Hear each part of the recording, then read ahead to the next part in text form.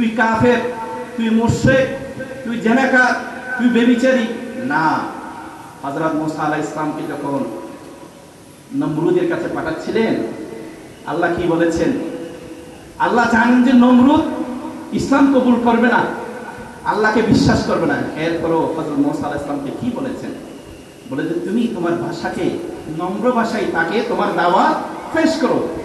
আমাদেরকেও এইভাবে মানুষের কাছে এবং দ্বীনের দাওয়াত যখন আমরা প্রচার করব, কারো সমালোচনা নয়, কারোর প্রতি বিদ্বেষ পোষণ নয়, কারোর প্রতি হিংসা বিদ্বেষ নয়।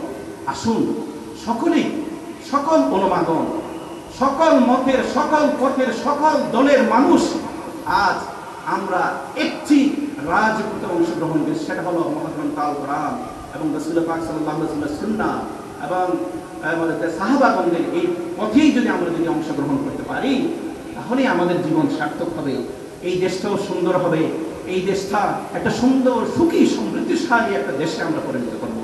আসুন আমরা সকলে সেইভাবে অংশগ্রহণ করি, সেইভাবে নিজেদের জীবনকে চলার চেষ্টা করি, সম্মিলিতভাবে এই দেশকে আমরা ভালোবাসি, এই দেশকে আমরা একটা সুন্দর ইনসাফপূর্ণ সমাজে প্রতিষ্ঠার জন্য আমরা সকলে সক্রিয়ভাবে অংশগ্রহণ করি। আসসালামু আলাইকুম ওয়া রাহমাতুল্লাহ।